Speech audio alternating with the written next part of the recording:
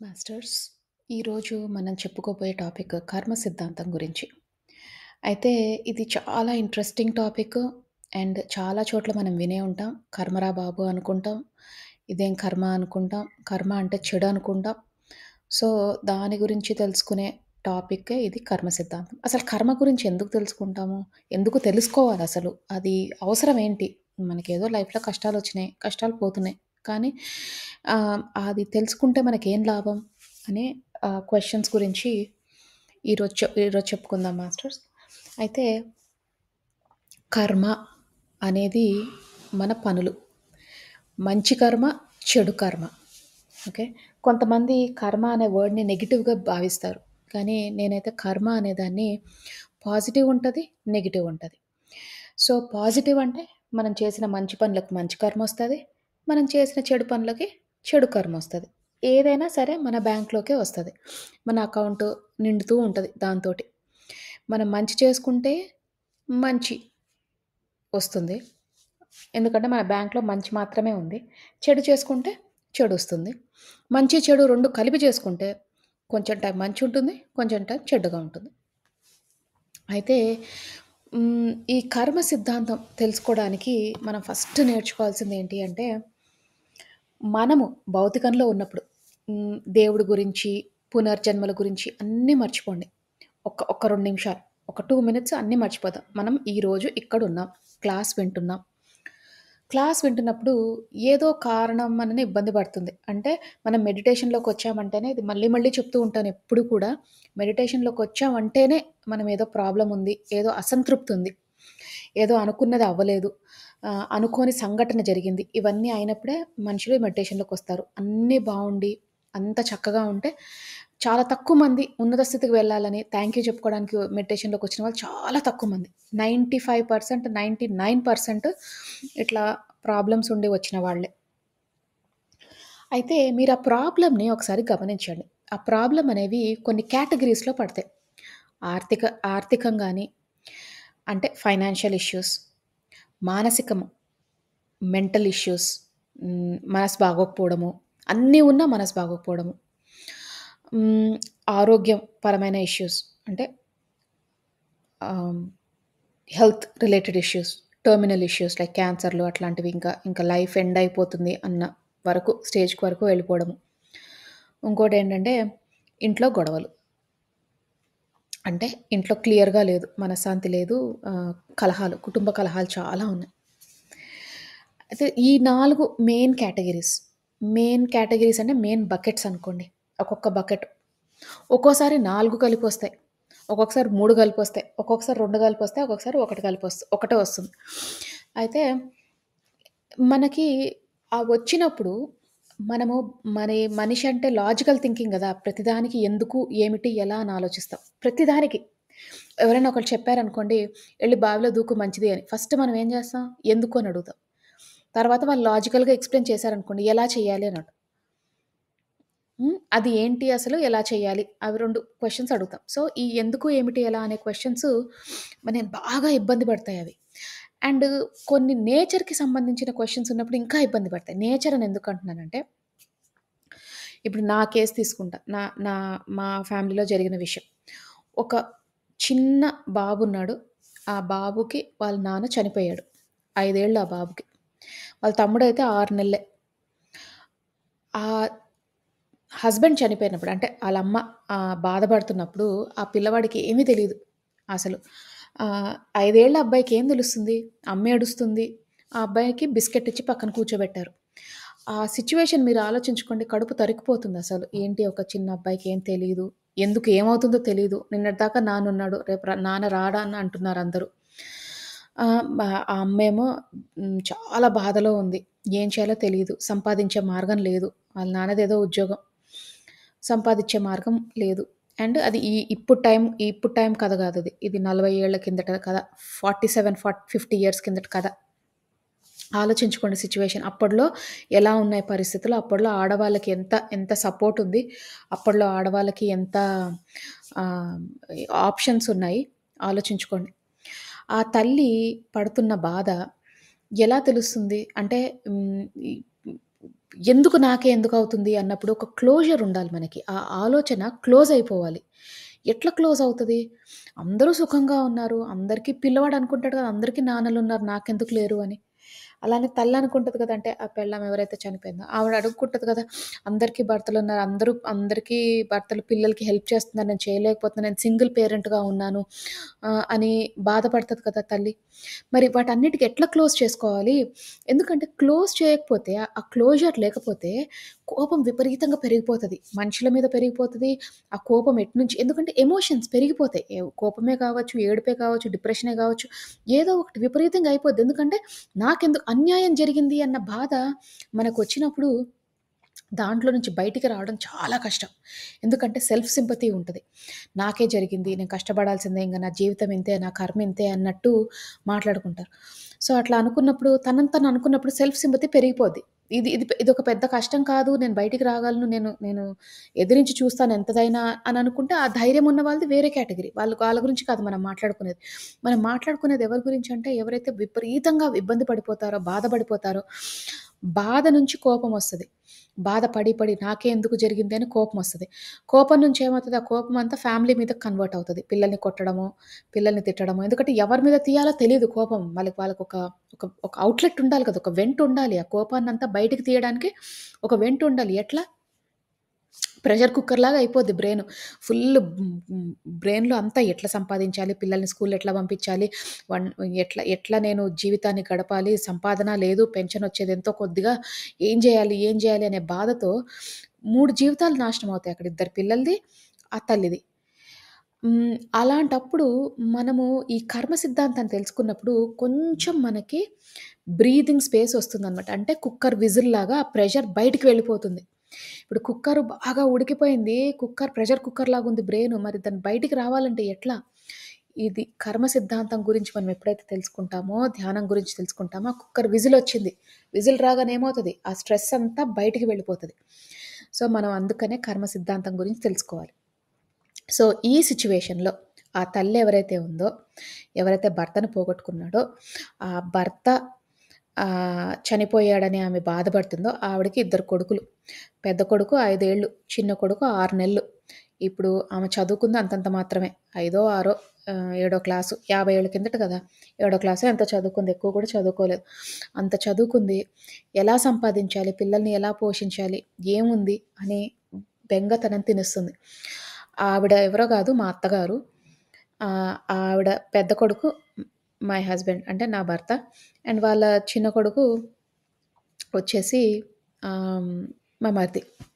So, మా పిల్లలకైతే చూసింది లేదు. సో, దానివల్ల ఇంపాక్ట్ ఏమైందంటే లైఫ్‌లో మా అత్తగారు ఆ బాధలోంచి బయటికి రాడానికి 40 సంవత్సరాలు పట్టింది. అంటే చాలా బాధలో ఉండేది ఆవిడ. చాలా డిప్రెషన్‌లో ఉండేది. హెల్త్ అంతా పాడైపోయేది.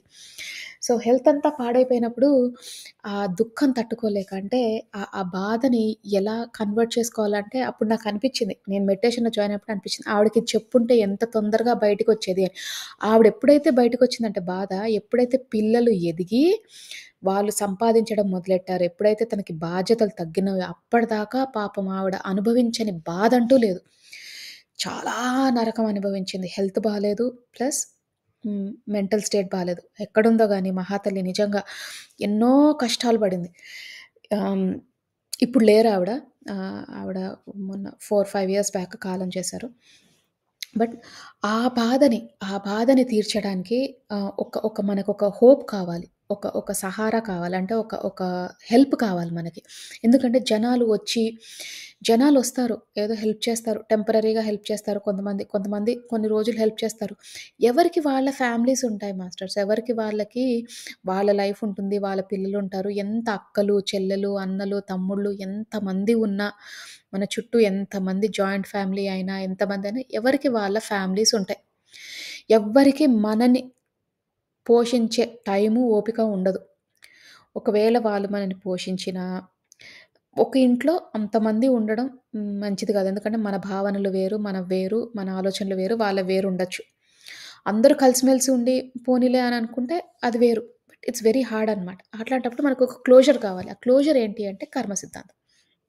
అంటే ఇలాంటి తెలియని కారణాల వల్ల ఏదైనా జరిగిందంటే, అకస్మాత్తుగా జరిగిందంటే, మనం ఫస్ట్ అనేదేంటి, "అయ్యో! నీ కర్మమ్మ, నీ తలరాతమ్మ" అంటాం. అంటే ఏంటి, మనందరికీ తెలిసిందేంటి అంటే, అదంతా మనం చేసుకున్న బాధే, కర్మనే ఈ టైము మనకిట్లా వచ్చింది అని. ఆ కర్మనే మనం తీర్చుకుంటున్నాం. అంటే లెసన్స్ నేర్చుకుంటున్నాము అని. నేర్చుకున్నప్పుడు ఆ కర్మని అంటే ఆ కర్మ గురించి మనం తెలుసుకుంటున్నాం. అయ్యో! ఇట్లా అయ్యింది. మనం అట్లా తప్పు చేశాము. ఈ జన్మలో అనుభవిస్తున్నాం. మన కర్మ తీర్చుకుంటున్నాం. ఈ జన్మలో మంచిగుందాం. సో, నెక్స్ట్ జన్మలో మనం మనకి అంతా బావుంటుంది అనే ఉద్దేశంతో మనము ముందుకెళ్ళాలనమాట. సో, ఆ తెలియని ఆన్సర్స్ తెలుసుకోవడమే కర్మ సిద్ధాంతం. అంటే ఏంటి? క్లోజర్ రావాలి. ఇప్పుడు మన మన పెద్దలంటారు. మన మంచి పనులు చేయాలి, మంచి భావనలుండాలి. ఈ టైంలో ఈ 6 పొద్దున, సాయంత్రం, సంధ్యా వేళప్పుడు మంచిగా మాట్లాడాలి. అంటే ఏంటి? మంచిగా మేనిఫెస్ట్ చేస్తూ ఉండాలి. నెగెటివ్ ఆలోచించొద్దు అని. అలానే ఏదైనా అకస్మాత్తుగా ఏదైనా ఇట్లా జరిగిందనుకోండి. మా మావయ్య గారు యాక్సిడెంట్‌లో చనిపోయారు. ఆయన అనుకోకుండా అసలు ఏమీ లేదు. అంతా పర్ఫెక్ట్‌గా ఉంది. ఆయన మెజిస్ట్రేట్ ఆఫీస్‌లో. సో, ఆహ్, ఆయన జాబ్ చేస్తూ ఎవరో ఆహ్, ఒక ఈవెంట్‌కెళ్దామని రెడీ అవుతూ ఇంటికొస్తున్నప్పుడు ఆయన చనిపోయారనమాట. యాక్సిడెంట్‌లో చనిపోయారు. స్కూటర్ మీద నుంచి కింద పడిపోయి. ఆయన కూడా నడపట్లే. ఆయన వెనక కూర్చున్నారు స్కూటర్‌లో. ఎవరో నడుపుతున్నారు. కింద పడి చిన్న రాయి తలకి తగిలి చనిపోయారన్నమాట. అది అన్‌ఎక్స్‌పెక్టెడ్. ఎవరు ఎక్స్‌పెక్ట్ చేయలేదు. అసలు ఆయన ఇంటికి పెద్ద కొడుకనమాట. సో, అలాంటప్పుడు హ్మ్. చిన్న అది అది ఇన్సిడెంట్ జరిగినప్పుడు తట్టుకోలేని బాధ. ఇప్పుడు ఆ తల్లికి ఏం చెప్తాము? అమ్మా, మన కర్మ కాబట్టి అది జరిగింది. ఏది జరిగినా మన మంచికి అని చెప్తే ఆ టైంలో అది ఎక్కుతుందా ఎవరికైనా? అంటే నా భర్త చనిపోయి ఉంటే అది మంచిగా అని అనుకుంటాం. ఆ క్వెషన్ ఒస్తుంది కదా! అది చెప్పలేం. అప్పుడేమనాలి? అమ్మా, పాత జన్మలో నువ్వు కర్మ చేసుకున్నావు. ఆ కర్మ ఇప్పుడు ఇలా తీరిపోయింది అని. అయితే ఈ కర్మ తీరిపోవడానికి రీజన్ ఏంటి? అంటే మనము ఒక సంచిత కర్మలు అంటాం. అంటే సంచిలో పెట్టుకొని కర్మలు తెచ్చుకుంటాం. అంటే ఏంటి? ఎప్పటినుంచో ఒక ఆత్మ ఉన్నత స్థితికి వెళ్ళినప్పుడు, వెళ్ళినప్పుడు కాదు, వెళ్ళాలి అనుకున్నప్పుడు ఆ కర్మలన్నీ క్లియర్ చేసుకుంటే నెక్స్ట్ స్టేజ్‌కెళ్తాం. అంటే ఏంటి? ఎల్‌కేజీ నుంచి యూకేజీకి, యూకేజీ నుంచి ఫస్ట్ క్లాస్‌కి, ఫస్ట్ క్లాస్ నుంచి 10థ్ క్లాస్‌కి అట్లా. అన్ని క్లాసులు సెకండ్, థర్డ్, ఫోర్త్ అన్ని మార్కొని 10థ్ క్లాస్. ఫైనల్‌గా 10థ్ క్లాస్‌కెళ్తాం. 10థ్ క్లాస్ లాస్ట్ అనుకుందాం. అంటే ఏంటి? అందరూ బుద్ధుడిలాగా మారిపోయి ఇంకా ఫినిష్ చేసేసుకుంటారనమాట. లైఫ్ అయిపోద్దింక. దాని తర్వాత ఇంక పూర్ణాత్మలో కలిసిపోతారు. పూర్ణాత్మ ఉంది, అంశాత్మలనమాట ఇవన్నీ కూడా. అయితే దీనికి చాలా లాజిక్ ఉంది. నేను 4 మెయిన్ కాన్సెప్ట్స్ చెప్తాను. ఫస్ట్ ఏంటంటే, మన ఆత్మల లెవెల్స్ చెప్పుకోవాలి. ఒకటేంటంటే, శైశవాత్మలు, తర్వాత బాలాత్మలు, తర్వాత యవ్వనాత్మలు, ప్రౌఢాత్మలు, వృద్ధాత్మలు. ఇది ఫస్ట్ కాన్సెప్ట్. ఏంటంటే, శైశవాత్మలు అంటే బేబీస్‌గా పుట్టాం. అప్పుడే మనం మానవ జన్మ తీసుకున్నామనమాట. దెన్ సెకండొచ్చేసేది బాలాత్మలు. అంటే కొంచెం ఇంప్రూవ్‌మెంట్ అయింది. మానవ జన్మలో కొన్ని స్టేజెస్ మారి బాలాత్మకొచ్చాం. తర్వాత యవ్వనాత్మలు అంటే టీనేజ్. ప్రౌఢాత్మలు అంటే మిడిల్ ఏజ్, తర్వాత వృద్ధాత్మలు. అంటే ఇక లాస్ట్ స్టేజ్ అనమాట. ఇంకేంటంటే వాళ్ళందరూ గురువులు, వీళ్ళందరూ ఉంటారు కదా! మనం చూసే వాళ్ళు ఎంతో ఒక ఇంకో నెక్స్ట్ లెవెల్‌లో ఉంటారు. వాళ్ళు మాట్లాడే విధానము, సన్యాసులుగా ఇప్పుడు రమణ మహర్షి ఉన్నారు. ఆయన ఆయనకసలు ఈ ప్రపంచంలో జరిగేవేవి పట్టించుకోరు. ఆయనంటూ ఒక లోకంలో ఉండేవారు. ఎంతో మందికి ఆయన ఇచ్చారు. పత్రిజీ ఉన్నారు. అట్లానే సాయిబాబా, వీళ్ళందరూ బుద్ధుడు, వీళ్ళందరూ గూడా వచ్చి కారణంగా జన్మ తీసుకొని, వాళ్ళు వేరే వాళ్ళ వాళ్ళ పవర్స్ వేరు, వాళ్ళ థింకింగ్ వేరు, వాళ్ళ థాట్ ప్రాసెస్ వేరు. వాళ్ళు కంప్లీట్‌గా చేంజ్ తీసుకొస్తారనమాట. తీసుకొచ్చి ఇంక కలిసిపోతారు. వాళ్ళ వాళ్ళ చావంటూ తెలీదు. ఆళ్ళు కలిసిపోతారనమాట. సో, అట్లా ఇంకా డన్. వాళ్ళదేంటంటే ఇంకా అట్లా ఆ స్టేజెస్ అన్నీ దాటిపోయి లాస్ట్‌లో బుద్ధుడిలాగా మారిపోయి ఇంక మీరు వెళ్ళిపోతారంతే. ఇంక మీకింకుండదు జన్మ. ఎందుకంటే మీరన్నీ నేర్చేసుకున్నారు. నేర్చేసుకోవాల్సింది నేర్చుకున్నారు. జ్ఞానాన్ని పంచిపెట్టాల్సిందంతా పంచిపెట్టారు. అయితే అలా ఆత్మలు స్టేజెస్ ఉంటాయన్నమాట. అయితే ఫస్ట్ మనము కొన్నిసార్లు పేపర్‌లో చదువుతాం. ఆహ్, తల్లి బిడ్డల్ని చంపేసింది, లేకపోతే కాల్చి చంపేసింది. లేకపోతే కొంతమందిని నరికేశారు. మనుషుల్ని నరికేసి ముక్కలు ముక్కలు చేసి ఫ్రిడ్జ్‌లో పెట్టుకున్నారు. ఏదో ఏదో పనులన్నీ చేశారు. అవన్నీ చదువుతుంటాం. ఒక్కొక్కసారి మనకి బ్రెయిను స్ట్రైక్ అవుతది. అసలు ఇట్లా ఎవరైనా జేస్తారా అని. వాళ్ళు అన్నమాట. అంటే అప్పుడే యానిమల్ నుంచి వచ్చిన ఆత్మలు. ఆ యానిమల్ నుంచి వాళ్ళప్పుడే మానవ జన్మ ఎత్తారనమాట. అంటే ఏంటి ఫస్ట్ మొక్కలుగా రాళ్ళు, మొక్కలు, యానిమల్స్ నుంచి వచ్చింది మనిషి. సో, ఆహ్, రాళ్ళన్నప్పుడేంటి వాళ్ళకేమి ఇనిపిచ్చవు, కనిపిచ్చవు, ఏమీ లేవు. ఫీలింగ్స్ ఉండవు. తర్వాత మొక్కలంటే వినిపిస్తాయి. ఊపిరుంటది. అన్నీ వినిపిస్తాయి మాటలు. కానీ మాట్లాడలేవు, ఏం లేవు. జస్ట్ రిసీవింగ్ మోడే. గివింగ్ మోడ్ ఏంటంటే ఉట్టి ఈ ఆక్సిజన్ ఇవ్వడం తప్పితే ఇంకేమి తిరిగి సమాధానం చెప్పలేవు. తర్వాత జంతువులు తిరిగి సమాధానం చెప్తాయి. మనం అరుస్తే అవరుస్తాయి. ఒక్కొక్కసారి రిప్లై చేస్తాయి. మనకి జంతువులు వాళ్ళ భాషలో అవి చెప్తాయి. కానీ రెస్పాండ్ అవుతాయి. They communicate back to us అనమాట. అంటే వాళ్ళు తిరిగి మనకొస్తారు. తర్వాత మానవులు ఇక హై లాజికల్ థింకింగ్, ప్రతిదానికి క్వెషన్స్, ప్రతిదానికి ఇట్లా ఉంటుందనమాట. సో, అట్లా ఉన్నప్పుడు ఏంటంటే ఆహ్, హ్మ్, సో, ఆ థింకింగ్ అప్పుడే ఫస్ట్ జన్మ వచ్చినప్పుడు మనుషులు మృగం నుంచి వచ్చాయి అంటే వాళ్ళ వాళ్ళ వే ఆఫ్ థింకింగ్ మృగంలాగే ఉంటుంది. అందుకే అంటాం మనిషివా? మృగానివా? అని అడుగుతాం మనం. తిట్టినప్పుడు, కోపం వచ్చినప్పుడు. మృగంలాగా ప్రవర్తిస్తున్నావేంటి మనిషివయ్యుండి అని తిడతాం. ఎందుకలా మృగంలాగా ప్రవర్తిస్తున్నావు? అంటే ఏంటి? యానిమల్‌లాగా బిహేవ్ చేస్తున్నావంటే ఎందుకు అంటే వాళ్ళకి ఆ లక్షణాలు ఇంకా పోలేదనమాట. ఆ కసి, ఆ లక్షణం, కోపాలు అవన్నీ పోలే. కొన్ని జన్మలు నేర్చుకొని తప్పు ఇట్లా అనుభవాలు మనం ఎప్పుడైతే ఇట్లా నేర్చుకుంటున్నామో, ఈ జ్ఞానాన్ని అట్లా నేర్చుకొనొస్తే ఒక స్టెప్ దాటితే ఆ బాలాత్మల స్టేజ్ అయిపోతే శైశవాత్మలు అంటే బేబీస్. శైశవాత్మ స్టేజ్ అయిపోయిన తర్వాత బాలాత్మల కిందొస్తారు. బాలాత్మలో ఏంటి? వాళ్ళు దేవుడి దండం పెట్టుకోవడం అట్లాంటివేం చెయ్యరు కానీ, ఎవరైనా పెట్టుకుంటే సరే మీరు పెట్టుకోండి అన్నట్టు ఉంటారు. ఉండి ఉండనట్టు, పెట్టుకోనట్టు అట్లా. ఏదో విననట్టు పాటించరన్నీ. మూడో దశలో ఏంటంటే అంత ధ్యానము ఇవన్నీ కూడా ఆహ్, పాటిస్తారనమాట. పాటించి పూజలు జేయడం, బాగా పూజలు జేయడము, పూజలు, మడి, పునస్కారాలు ఇవన్నీ కూడా బాగా నమ్మడము, భయం ఉండడము అవన్నీ. తర్వాత నెక్స్ట్ లెవెల్ ఏంటంటే టీచింగ్ చేయడం అనమాట అందరికి. ఇప్పుడు కొంతమంది గురువులుంటారు. వాళ్ళు ఇది చెయ్యి, అది చెయ్యి అని చెప్పరు గానీ, తెలిసిన జ్ఞానాన్ని అందరికి పంచుతూ ఉంటారు. సో, అట్లా పంచడము ఆ లెవెల్.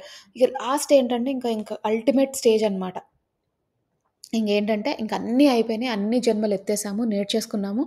ఇక ఫైనల్ స్టేజ్ ఏంటంటే ఇంకా అన్నీ నేర్చేసుకున్నాం. మేము నేర్చుకున్నది అందరికీ చెప్పేసాం. జ్ఞానం గూడా చెప్పేసాం మొత్తం. చిన్న చిన్న జ్ఞానాలు కాదు. ఇక జన్మలకు సంబంధించిన జ్ఞానం అంతా చెప్పేసాం. చెప్పేసిన తర్వాత ఇంక వాళ్ళు కలిసిపోతారనమాట. అది ఇంక మళ్ళీ ఎత్తాల్సిన అవసరం లేదు. జన్మ ఎత్తాల్సిన అవసరం అప్పటిదాకా జన్మలు ఎత్తుతూనే ఉంటాం. కర్మలు తీర్చుకుంటూనే ఉంటాం.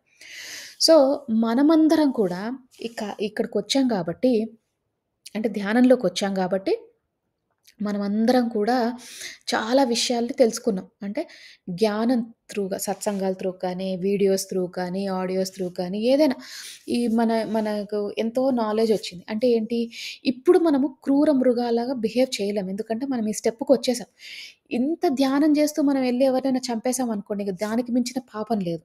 ఇంకా అంతకు మించిన పాపం మళ్ళీ పోయి శాశ్వతాత్మలుగా ఎళ్ళిపోతాం. అందుకనే మనమందరం ఆ స్టేజ్ దాటిపోయాం కాబట్టి, ఇప్పుడు మనం వచ్చిన దాంట్లో కూడా ఇగ కొట్టడము, తిట్టడము అవన్నీ ఏమి ఉండవు. ఫిజికల్‌గా ఏముండవు. మనం ఈ స్టేజ్‌లో ఎలా ఉన్నామంటే మెడిటేషన్ స్టేజ్‌లో వచ్చినప్పుడు కొంచెం మాటలు రఫ్‌గా మాట్లాడతాము. లేదంటే మాటలను ఒకళ్ళని అనడం గానీ, మనసులో భావనలు వాడు నన్ను ఏడిపించాడు, వాడు బాగుపడ్డు అని మనసులో తిట్టుకోవడం గానీ, అట్లా అనుకున్నప్పుడు అవి కొత్త కర్మలు తెచ్చుకుంటాయి మనకి. ఎందుకంటే మనం ఆ స్టేజ్ దాటాలి ఇంకా. ఇదంతా దాటి ఉన్నత స్థితికెళ్ళాలంటే మాటలు తగ్గించుకోవాలి. ఆ స్టేజ్‌లో ఉన్నాం మనం.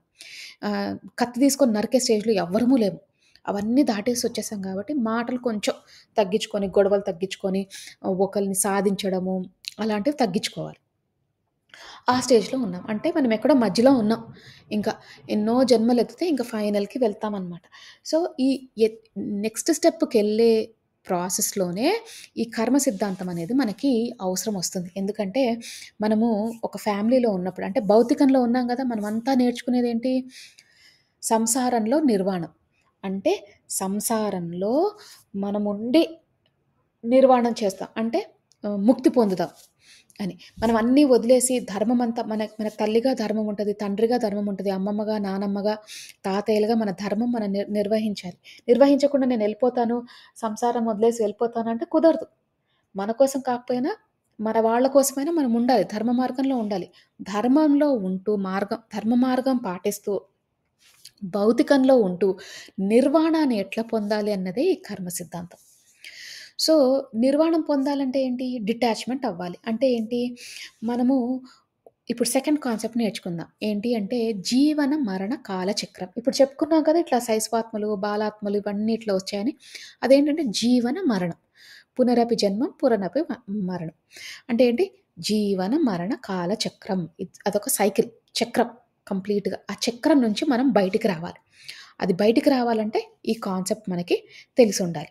ఈ కాన్సెప్ట్ తెలిసుండాలంటే ఎందుకు తెలియాలి అంటే అతి ముఖ్యంగా ఫ్యామిలీ విషయాల్లో ఇది తెలిసుండాలి. ఏంటంటే నేను ఒక ఒక నేను ఒక ఫ్యామిలీ పర్సన్‌ని. అంటే ఫ్యామిలీలో ఒక ఒక పార్ట్ నాకు. అంటే నాకు అక్కలు, చెల్లెళ్ళు, తమ్ముళ్ళు ఎవరైతే మీరున్నారో అత్తలు, మామలు, బాబాయిలు, పిన్నిలు, హ్మ్, ఆడబొడుచులు, తోటికోడళ్ళు, మరిది, లేకపోతే అందరూ వదినలు, అన్నయ్యలు అందరూ ఉంటారు కదా! అమ్మ, నాన్న, చెల్లెళ్ళు అందరూ. వీళ్ళందరూ కూడా నా ఫస్ట్ సర్కిల్. అంటే ఇంపార్టెంట్ వాళ్ళందరూ గూడా నా ఫస్ట్ సర్కిల్. అంటే నేనే తెచ్చుకున్నాను వాళ్ళని. నేనెందుకు తెచ్చుకున్నాను? మరి నేను నేర్చుకోవాలి గదా! నేను లెసన్ నేర్చుకోవాలంటే ఎట్లా? నాకు మనుషులు లేకుండా నేనొక్కదాన్నే నేర్చుకో అంటే నేర్చుకుంటామా?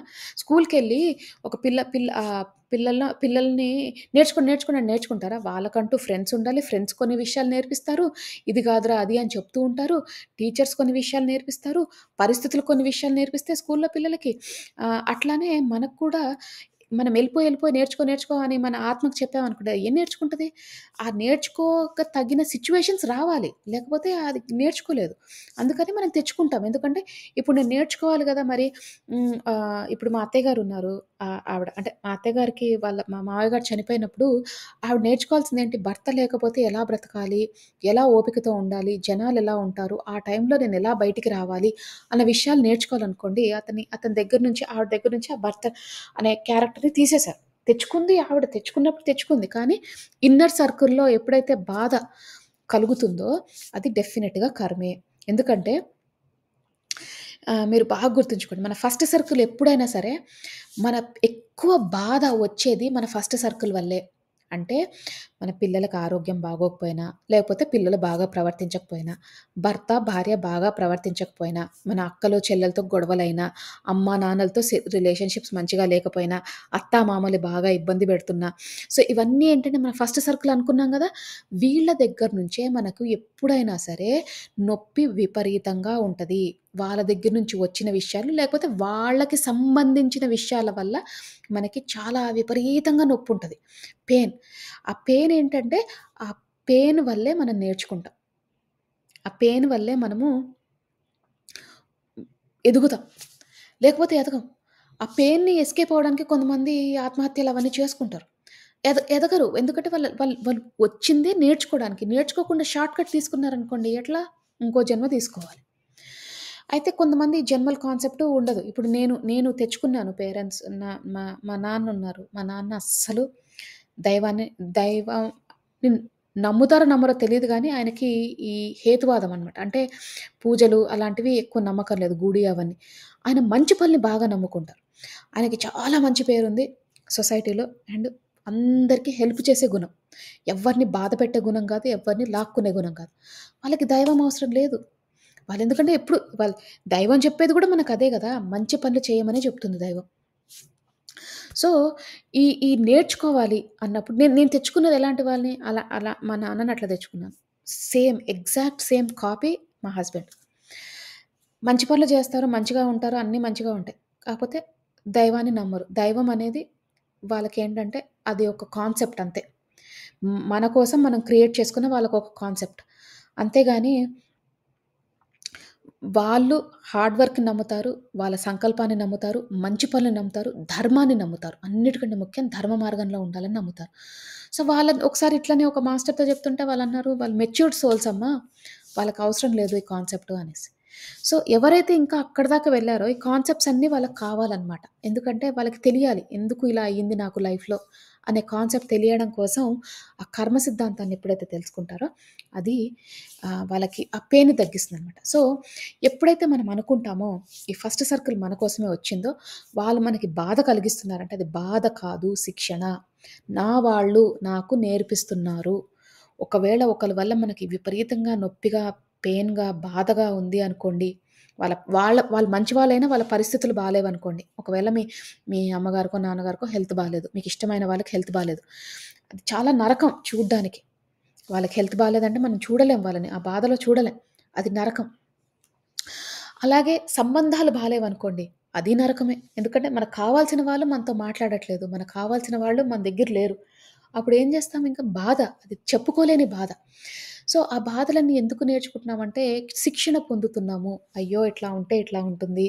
వాళ్ళకి సారీ చెప్పడమో, లేకపోతే ఇంకేదైనా చేసుకోవడమో, లేకపోతే ఇంకేదైనా ట్రై చేయడమో అట్లాంటివి మనం నేర్చుకోవాలనమాట. అంటే మన ఈగోని అంటే మన అహాన్ని పక్కన బెట్టి ఇవన్నీ ఎప్పుడైతే మనం నేర్చుకునే ప్రయత్నం చేస్తామో అప్పుడు మన ఆత్మ ఉన్నత స్థితికి వెళ్తుంది. అప్పుడు ఆ ఉన్నత స్థితికెళ్ళాలంటే ఏంటి? కర్మ సిద్ధాంతాన్ని తెలుసుకోవాలి. ఈ ప్రపంచంలో ఇంతమంది ఉన్నారు మాస్టర్స్. మనం మాత్రమే ఎందుకు ఈ క్లాస్ వింటున్నాం? ఎప్పుడైనా ఆలోచించారా? అంటే ఏంటి? మనకి ఆల్రెడీ మనం ఆ స్టేజ్ దాటిపోయి వచ్చాం. కొన్ని స్టేజెస్ దాటిపోయి వచ్చాం. ఏంటంటే మనం ఇప్పుడు ఎలాంటి స్థితిలో ఉన్నామంటే, ఉన్నత స్థితికి వెళ్ళాలి అనే దృఢ సంకల్పంతో వచ్చాం. మన కర్మలు పోవాలనే దృఢ సంకల్పంతో వచ్చాం.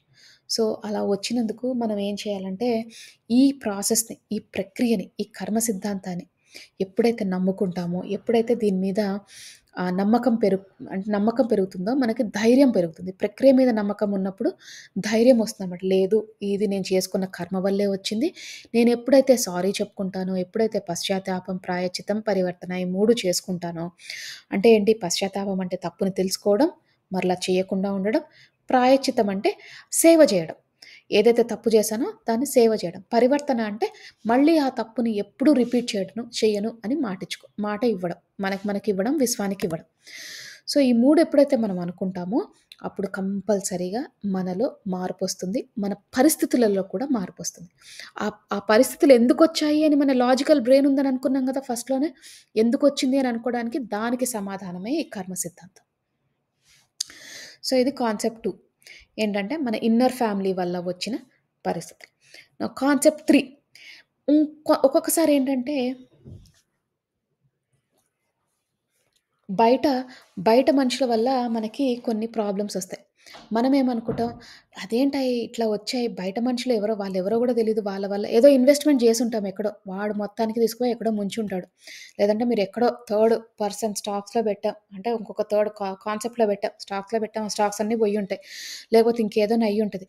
అది ఎందుకో సడెన్‌గా అంతా బానే ఉండుంటది. అప్పటిదాకా మంచి రాణిలాగా ఉన్నారనుకోండి. అన్నీ మంచిగా జరుగుతున్నాయి. పిల్లలవి అన్నీ సడెన్‌గా సిట్యుయేషన్ తుఫాన్‌లాగా మారిపోతది. అంటే ఏంటి సడెన్‌గా మీకు అన్నీ మంచిగా పర్ఫెక్ట్‌గా జరుగుతున్నాయి. మీరనుకున్న ఆహ్, ఆహ్, స్థితిలో ఉన్నారు. ఆహ్, ఆఫీస్‌లో మంచి ప్రమోషన్‌లొస్తున్నాయి. పిల్లలు బాగా చదువుకుంటున్నారు. ఆరోగ్యంగా ఉన్నారు. అన్నీ మంచిగా జరుగుతున్నాయి. టక్కున ఒక తుఫాన్ తిరుగుతది. అంటే ఏంటి? మన కర్మలు తీర్చుకునే టైమొచ్చింది అని. ఆ తుఫాన్ ఎలా రావచ్చు? ఒక మనిషి రూపంలో రావచ్చు. ఆ మనిషి ఎవరో గూడా మనకు తెలీదు. థర్డ్ పర్సన్ ఎవరో వస్తాడు. వచ్చి ఇట్లా చేస్తున్నాను, నేను ఇన్వెస్ట్ చేస్తున్నాను ఈ ల్యాండ్‌లో. ఈ ల్యాండ్ మనకి 10 రెట్లు ఇస్తది అంటే, మనం తీసుకుపోయే డబ్బులన్నీ ఆ 10 రెట్లు ఇస్తదని ఆ ల్యాండ్‌లో పెడతాం. ఆ ల్యాండ్ కాస్త ఎవరో కబ్జా చేస్తారు. వచ్చినోడు తెలీదు, ఆ కబ్జా చేసినోడు తెలీదు, అదెక్కడ పోయిందో తెలీదు. అంటే ఏంటి? మన కర్మలు తీరే టైమొచ్చింది. ఆ థర్డ్ పర్సన్ ఎందుకొచ్చాడో, ఎందుకు పోయాడో మనకు తెలీదు. సో, ఫస్ట్ ప్రాబ్లమ్స్ మన వల్ల మనకొస్తాయి. సెకండ్ మన ఇన్నర్ సర్కిల్ వల్ల వస్తాయి. అంటే ఫస్ట్ సర్కిల్ అంటే మన అనుకునే వాళ్ళు. ఇంకొక నెక్స్ట్ లెవెల్ ఏంటి అంటే బయట వాళ్ళు. కంప్లీట్‌లీ బయట. మనకు తెలియని కూడా తెలీదు. కర్మ ఆ రూపంలో వస్తుంది. వాళ్ళు తప్పు చేశారో అది అంతా తర్వాత. కర్మ ఆ రూపంలో వచ్చి తీర్చుకుంటుంది. ఎందుకంటే ఎవరో ఒకళ్ళు రావాలి గదా! ఎవరో ఒకళ్ళు వచ్చి ఆ కర్మని తీర్చాలి. ఆ కర్మని మన మన మన దగ్గర నుంచి ఆ శిక్షను మనకు పొందించాలి. ఎవరో ఒకళ్ళు రావాలి. ఒక్కొక్కసారి ఇన్నర్ సర్కిల్ కాకపోతే ఎవరో తెలియని వాళ్ళు వస్తారు. ఫ్రెండొచ్చి మనకి ఎక్కడో పార్టీలో కలిసి ఇది బెట్టండి, ఇది ఇన్వెస్ట్ చేయండి చాలా మంచిది అని జెప్తే, మనం బోయి వాళ్ళకి నమ్మేసి డబ్బులు పెడతాం. సో, అది థర్డ్ కాన్సెప్ట్. సో ఇప్పుడు ఫోర్త్ కాన్సెప్ట్ తెలుసుకుందాం మాస్టర్స్. ఇప్పుడేంటంటే ఒక అత్తగారుంది. ఒక కోడలుంది. అత్తగారు, కోడలు ఎప్పుడూ జరిగేవే. చిన్న చిన్నవి జరుగుతూ ఉంటాయి ఇంట్లో. ఒకవేళ పెద్దగా జరిగినాయనుకోండి అత్తగారికి, కోడలి మధ్యలో. చాలా జరిగినాయనుకోండి. జరిగినప్పుడు అత్తగారు బాగా సాధిస్తుంది. కోడలు విని, విని, విని, విని ఉంది. తర్వాత అత్తగారు పెద్దదయిపోయింది. కోడలేమో ఇప్పుడు హ్మ్. ఇల్లుని మేనేజ్ చేసే స్టేజ్‌లో ఉంది. ఇల్లంతా కోడలు చేతిలో ఉంది. ఇప్పుడు కోడలు అత్తగారి జుట్టు కోడలి చేతిలో ఉందనుకోండి ఇప్పుడు. అంటే ఏంటి? తిను ఏది చెప్తే అది వినాల్సిందే ఇంట్లో అందరూ. అప్పుడేం జేస్తది? అత్తగారు గనుక మంచిగా చూసుకోకుండా బాధ పెట్టిందనుకోండి, కోడలు ఆ చక్రం నుంచి బయటికి రాదు. ఎందుకంటే అది కాలచక్రం గదా! ఇప్పుడు తనన్నదని నువ్వన్నావు. నువ్వన్నదని తనంది. తనందని నువ్వన్నావు. జన్మలు తీసుకుంటూనే ఉంటాం. ఎప్పుడు బయటికి రావాలి? ఎప్పుడైతే మనము నేను తప్పు చేశాను. దానివల్ల నేను అనుభవించాను. అయిపోయింది. ఇక నా టైం అయిపోయింది. ఇంక నేను కొత్త తప్పులు చెయ్యను అని అనుకున్నప్పుడు హ్మ్. ఆమె ఎప్పుడైతే పవర్‌లోకొస్తదో, కోడలు ఎప్పుడైతే పవర్‌లోకొస్తదో, అత్తగారి లెవెల్‌లాగా పవర్‌లోకొస్తదో, అప్పుడు మంచిగా ఉన్నప్పుడే మంచిగా ఉండి, మంచిగా అన్ని ధర్మ మార్గంలో ఉన్నప్పుడు ఏ కర్మలు, కొత్త కర్మలు తెచ్చుకోదనమాట. ఆ టైంలో గనక నేనిప్పుడు అయ్యాను, నేనిప్పుడు చూపిస్తాను అందరికి అని అనుకున్నప్పుడు, అప్పుడు కర్మలు తెచ్చుకుంటదనమాట. అది. అది ఫోర్త్ కాన్సెప్ట్. ఇగ లాస్ట్ కాన్సెప్ట్ ఏంటి? ఈ జీవన మరణ కాలచక్రం అనుకున్నాం గదా! ఈ జీవన మరణ కాలచక్రం నుంచి ఎట్లా బయటికి రావాలో ఏసా. కానీ కొన్నిసార్లు మనకర్థం కాదు. ఇది నేను చేసుకుంటున్న కొత్త కర్మ, లేకపోతే పాత కర్మ మనకెట్లా తెలుస్తది? ఇప్పుడు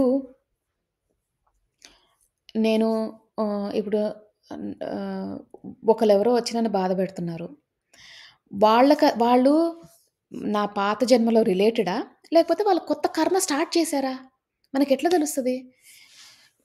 అంటే మనకు తెలియాలి గదా! ఇప్పుడు ఐదర్ మనం కొత్త కర్మ చేస్తున్నాము, లేదంటే పాత కర్మని అనుభవిస్తున్నాం. అంతే గదా! ఇప్పుడు ఒకళ్ళొచ్చి మనల్ని బాధపెట్టారు. ఒకళ్ళొచ్చి నన్ను కొట్టారు. కొట్టారంటే మనకెట్లా తెలుస్తదది? వాళ్ళు లాస్ట్ జన్మలో ఎప్పుడో నేను వాళ్ళని కొట్టాను. అందుకే వాళ్ళు నన్నొచ్చి కొట్టారా? లేదంటే వాళ్ళు కొత్త కర్మని తెచ్చుకుంటున్నారా? అంటే ఫ్రెష్‌గా స్టార్ట్ చేసుకుంటున్నారా వాళ్ళు మళ్ళీ? అని ఎట్లా తెలుస్తది అంటే, దానికి ఒక మంచి కాన్సెప్ట్ ఉందనమాట. ఏంటంటే, మన వాళ్ళు ఎప్పుడైతే మనల్ని బాధ పెడుతున్నారో అందుకే అన్నా కదా! ఇన్నర్ సర్కిల్ అనేది చాలా ఇంపార్టెంట్. మన వాళ్ళ త్రూగా మనకెప్పుడైతే బాధ వస్తుందో, మన వాళ్ళ త్రూగా మనకెప్పుడైతే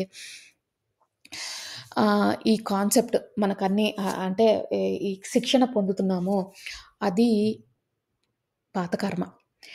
ఎవరైతే మనకి తెలియదో అంటే ఇప్పుడు ఆఫీస్‌లో ఒక బాస్ ఉన్నాడు. అతను నన్ను తిడుతున్నాడనుకోండి. ఏదో కారణం లేకుండా తిడుతున్నాడు. నాకు తెలుసు, తనకి తెలుసు. కారణం లేకుండా నన్నేవో మాటలు అంటున్నాడు అనుకుందాం ఎగ్జాంపుల్. అప్పుడు అది పాత కర్మ కాదు. ఎందుకంటే ఆ ఉద్యోగం నేను వదిలేసి వెళ్ళిపోతే ఆ బాస్ ఎవరో, నేనెవరో. మళ్ళీ అతను నాకు కనిపించడు. ఆ బాస్ నాకు మళ్ళీ, మళ్ళీ, మళ్ళీ, మళ్ళీ కనిపిస్తున్నాడనుకోండి. ఒక 10 సార్లు నేను ఏ ఉద్యోగంకెళ్ళినా అక్కడ కనిపిస్తాడనుకోండి. అది పాత కర్మ. కానీ ఏదో ఒక్కసారి వచ్చి ఏదో అనేసుకొని వెళ్ళిపోయామనుకోండి, అది అది పాత కర్మ కాదు. అది కొత్తగా కొత్తగా స్టార్ట్ అయిన ఫ్రెష్ కర్మ అనమాట. సో, ఈ డిఫరెన్స్ మనం తెలుసుకోవాలి.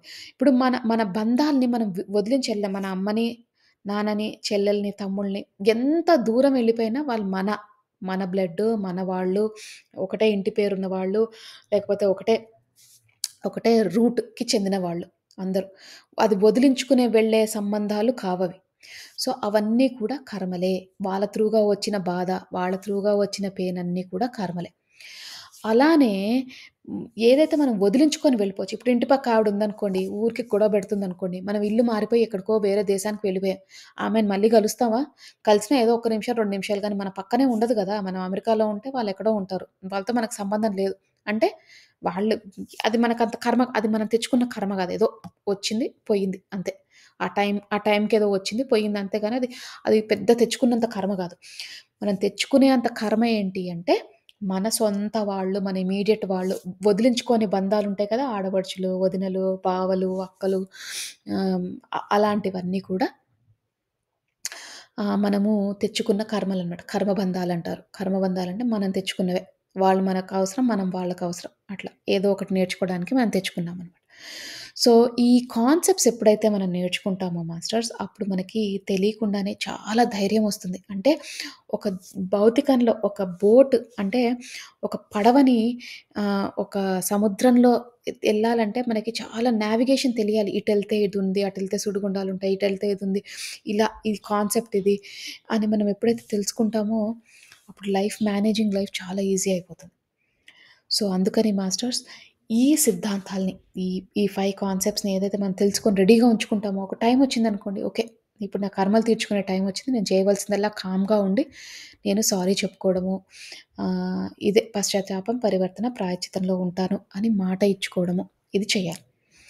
మనమేం జేస్తాం కాకపోతే, ఈ టైంలో ఏం జేస్తాము, గబగబా ఎళ్ళిపోయి ఆస్ట్రాలజర్ దగ్గరికి అంటే జ్యోతిష్యుడి దగ్గరికెళ్ళిపోతాము, లేకపోతే దేవుడి దగ్గరికెళ్ళిపోతాము, దండాలు పెట్టేసుకుంటాము, అన్నీ పెట్టేసుకుంటాం. కరెక్టే.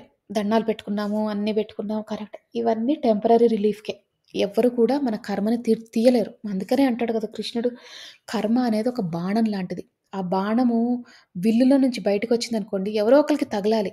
మన బాడీలో ఎక్కడో ఒక దగ్గర తగలాలి. అది తలకి తగులుతదా, గుండెకి తగులుతదా, పొట్టలో తగులుతదా, కాళ్ళలో తగులుతదా అన్నది మన చేతుల్లో ఉంది. అంటే ఏంటి, మనం ఎంత ధైర్యంగా ఉన్నామో, ఆ టైంలో ఎంత వంగుతామో, ఎంత పశ్చాత్తాపంలో ఉన్నామో, ఎంత మార్పులో ఉన్నామో, మంచి చేసుకుంటున్నామో, అది చేసుకున్నప్పుడు ఏమవుతది, అనుకోకుండా వంగుతాము. ఆ బాణం వచ్చి కాళ్ళకి తగులుతది. తలకి తగలకుండా. సో, చేసుకునే ప్రయత్నమే ఈ ధ్యానం. అందుకనే ధ్యానం చేసినప్పుడు మనము అదొక గొడుగు లాంటిది అంటాం. కర్మ అనేది వాన లాంటిది. మనము వానని ఆపలేం. అంటే కర్మని మనం ఆపలేము. కృష్ణుడు భగవద్గీతలో చెప్తూనే ఉన్నాడు. కర్మ, కర్మ, కర్మ సిద్ధాంతం గురించి ఎంతో చెప్పాడు. ఎప్పుడు కూడా మనము ఈ కర్మని ఆపలేము. కాకపోతే గొడుగేసుకున్నామనుకోండి, అది కొంచెం తగ్గుతుంది అంతే. సో, అందుకనే మనం పరిగెట్టుకొని వెళ్ళి దండాలు పెట్టుకోంగానే అయిపోదు. అంటే పూజలు చేసేయంగానే అయిపోదు. ఎందుకంటే పూజలు చేసేయంగానే అంటే అమ్మవారు గాని, మీ ఇష్టమైన దేవుడు ఎవరైతే గాని వాళ్ళు మనల్ని క్షమించేసేయాలా? అంటే ఏంటి? మనం ఎన్ని తప్పులు చేసినా మనకు శిక్షణ పడకూడదా? అంతేనా మనం అనుకునేది? ఇప్పుడు మీరు ఒక పేరెంట్ అండి. ఒక తల్లిదండ్రులుగా మీకొక బాధ్యతుంది. మీ పిల్లలు ఎక్కడో దొంగతనం చేసి వచ్చారనుకోండి, మీ పిల్లలంటే మీకెంత ఇష్టమైనా గూడా శిక్షణ మీరు చెప్తారు క్లియర్‌గా. తప్పు, దొంగతనం చేయడం తప్పు అని. రెండోసారి చేశారనుకోండి దెబ్బేస్తారు. ఎందుకు నీకు చెప్పా గదా! వేరే వాళ్ళ పెన్సిల్లు తీసుకురావద్దని ఎందుకు తీసుకొచ్చావు అని గట్టిగా అరుస్తాం. లేకపోతే దెబ్బేస్తాం. వాళ్ళకి భయమొచ్చేలాగా చెప్తాం. అమ్మో! అమ్మకు కోపమొస్తుంది అని వాళ్ళకి అర్థమవుతుంది. అలా చెప్తాం. అదే శిక్షణ మనకి అమ్మవారు చెప్తారు. మన ఇష్టదైవం చెప్తారు. మన దైవం ఆ యూనివర్స్ చెప్పేది కూడా అదే. చేసే పనులు మనం ఎప్పుడైతే క్లియర్‌గా ఆహ్, అర్థం చేసుకుంటామో, ఆ శిక్షణ మనకి ఆ అమ్మ ఇస్తుంది అంటే మన కోసమే అని ఎప్పుడైతే మనం అర్థం చేసుకుంటామో, అప్పుడే ఈ కర్మ సిద్ధాంతం వాల్యూ కూడా మనకు తెలుస్తుంది. సో, ఇంకొక ఒక కథ చెప్తాను. ఆ కథ చెప్పిన తర్వాత మీకు అర్థమవుతుంది. ఏంటంటే, ఈ కర్మ సిద్ధాంతం కాన్సెప్ట్ మొత్తం క్లియర్‌గా అర్థమైపోతుంది. ఒక ఒక దొంగున్నాడు. ఆ దొంగతనం చేశాడు. దొంగతనం చేసి ఆ డబ్బుని ఆ దొంగతనం చేసిన ఇంట్లో ఒక ముసలావిడుంటే తల బదలుగొట్టి డబ్బులు తీసుకొని పారిపోయాడు. ఆ ముసలావిడ ఇంట్లో తల తల బద్దలుగొట్టి డబ్బులు తీసుకొని పారిపోయాడు. పారిపోయి ఆ డబ్బుల్ని కాస్త ఆహ్, ఆ ఇంట్లో ఇచ్చాడు. వాళ్ళింట్లో. ఆ దొంగకు ఒక పెళ్ళాము, ఇద్దరు పిల్లలున్నారనుకోండి. వాళ్ళు ఆహ్, ఆహ్, ఆ ఇద్దరు పిల్లలు చిన్న పిల్లలనుకుందాం. 10 ఏళ్ళు, 5 ఏళ్ళు వాళ్ళకేం తెలీదు. పెళ్ళాంకి తెలుసు. భర్త దొంగ అని తెలుసు. కానీ ఆమె దొంగతనంతో సంబంధం లేదు. డబ్బులు ఇంటికొస్తున్నాయా? నేను పిల్లలకు భోజనం పెడుతున్నానా? నేను నేను సుఖంగా ఉన్నానా లేదా? ఆమెకంతే ఉందనుకోండి. ఈ అంత ఈ అంతా పనిలో ఎవరైతే తల బదలుగొట్టాడో ఆ దొంగ, అతను ముద్దాయి ఒకటి. ఫస్ట్ ముద్దాయి అన్నమాట. అంటే ఏంటి? Main culprit. ఫస్ట్ ఉన్న ప్రాబ్లమ్ అతనికి. అతను బాధని అనుభవించాల్సిందే. సెకండ్ లెవెల్ ఎవరిది? భార్యది. అంటే ఆమె డైరెక్ట్‌గా ఆ ముసలావిడ తల బదలుగొట్టలేదు. కానీ భర్తకి సహకరించింది. నో అని చెప్పలేదు. ఏమీ చెప్పలేదు. సో, అతను అతను తనకి ఉండాల్సిన కర్మ తనకుంటది. 3, 4 ఏంటి? పిల్లలు. వాళ్ళకి తెలియకపోయినా ఎంతో కొంత అనుభవిస్తారు. అందుకనే మనం అంటారు చూడండి, మనం మంచి చేసుకుంటే మన పిల్లలకే వస్తుంది అని. చెడు చేసుకున్నా పిల్లలకొస్తుంది. ఎందుకంటే పిల్లలకొస్తుందని కాదు, ఎవరి కర్మ వాళ్ళు అనుభవించాలి. కాకపోతే పిల్లలకి వస్తే బాధ మనకింకా డబుల్ అవుతది గదా! అందుకని మనకి బాధ రావాలంటే పిల్లలకొచ్చిందనుకోండి, మనం బాధ ఎక్కువ పడతాం ఇంకా. మనకొచ్చిన దానికన్నా డబుల్ పడతాం బాధ. మనకా బాధ తెలియాలంటే అందుకనే పిల్లలకొస్తది. అంతేగాని ఒకళ్ళ కర్మ ఒకళ్ళకెళ్తదని కాదు. సో, ఎంతో కొంత వాళ్ళు అనుభవిస్తారనమాట. సో, ఈ మొత్తం కేస్‌లో మీరు దేవుడి దగ్గరికెళ్ళి, దేవుడా, దేవుడా, దేవుడా నన్ను క్షమించు, నన్ను క్షమించు. నీకు అగరబత్తులిస్తాను.